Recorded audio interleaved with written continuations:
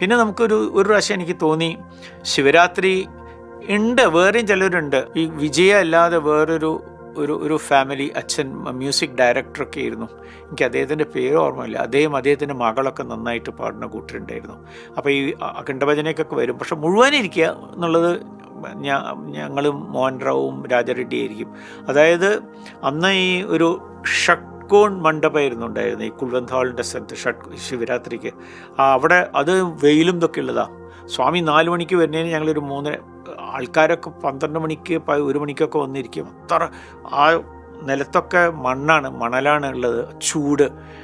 പക്ഷെ ഞങ്ങൾ ഒരു 3:30-3:45 ആകുമ്പോഴേക്കും ഞങ്ങൾ എത്തും. 4 മണിക്ക് തുടങ്ങിയ പിന്നെ എണീക്കുന്നത് പിറ്റേ ദിവസം രാവിലത്തെ സ്വാമിയുടെ അഖണ്ഡഭജന കഴിഞ്ഞ് സ്വാമിയുടെ സ്പീച്ചും കഴിഞ്ഞ് എല്ലാവർക്കും ഇത് കൊടുത്തിട്ടേ ഞങ്ങൾ എണീക്കുള്ളൂ. That means more than 13-14 hours രാത്രി കൂടി ഇരുന്നാൽ പിന്നെ രാവിലെ എണീക്കുന്നു. അങ്ങനെയായിരുന്നു. അപ്പോൾ ആരുമില്ല. അപ്പോൾ ഒരു ദിവസം എനിക്ക് അങ്ങനെ ഭജന സമയത്ത് തോന്നി, ഭഗവാനെ എങ്ങനെയാണ് മാനേജ് ചെയ്യാൻ പോണത് എന്ന് പറഞ്ഞു. പിറ്റേ ദിവസം സ്വാമി ഞങ്ങളൊക്കെ അന്നൊക്കെ ഞങ്ങൾക്ക് 1980 വരെ, അതായത് കുട്ടികളുടെ കോളേജ് വരുന്നവരെ നമ്മൾ എപ്പോൾ ഇവിടെ വന്നാലും നമ്മളെ സ്വാമി ഇൻ്റർവ്യൂവിന് വിളിക്കും. അപ്പോൾ പോണേൻ്റെ മുമ്പേ ഞങ്ങൾ ആരും റിട്ടേൺ ടിക്കറ്റ് ബുക്ക് ചെയ്തിട്ട് മടങ്ങാറില്ല.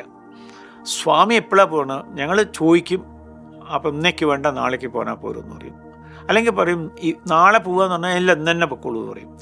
അത് എന്താ ക്വസ്റ്റ്യൻ ചെയ്യണില്ല, എന്താണ് എന്നുള്ളൊരു ക്വസ്റ്റ്യൻ ചെയ്യണില്ല. അപ്പോൾ പിറ്റേ ദിവസം മറ്റെയാണ് ഇൻ്റർവ്യൂവിൻ്റെ സമയത്ത് പെട്ടെന്ന് സ്വാമി സീരിയസ് ആയിട്ട് എന്നോട് ചോദിച്ചു, നീ നല്ല തല പൊളിച്ചിരുന്നു, ഇതെങ്ങനെ മാനേജ് ചെയ്യാൻ പോണത്, അഖണ്ഡഭജനയ്ക്ക് പാടാൻ എങ്ങനെ മാനേജ് ചെയ്യാൻ പോണത് എന്നുള്ളത്. A time will come, a students will come in the row and wait for getting a chance to sing in front of me എന്നുള്ളൊരു വാക്ക് പറഞ്ഞിട്ടുണ്ട് സ്വാമി. അപ്പോൾ എനിക്ക് അത്ഭുതം തോന്നി. സ്റ്റുഡൻസ്, ഒരു ആശ്രമത്തിൻ്റെ ഉള്ളിൽ സ്റ്റുഡൻസ് എങ്ങനെയാണ് വരുന്നത് എനിക്കറിയില്ല. ആ സമയം ഞങ്ങൾ മനസ്സിൽ വിചാരിച്ചു, അത്രയേ ഉള്ളൂ. പിന്നെയാണല്ലോ 1980 ഇത് 60 ലേറ്റ് 60s ഏർലി 70s മറ്റേ ആയിരിക്കും മനസ്സിൽ ആ ഒരു തോന്നിയിട്ടുണ്ടാവുക.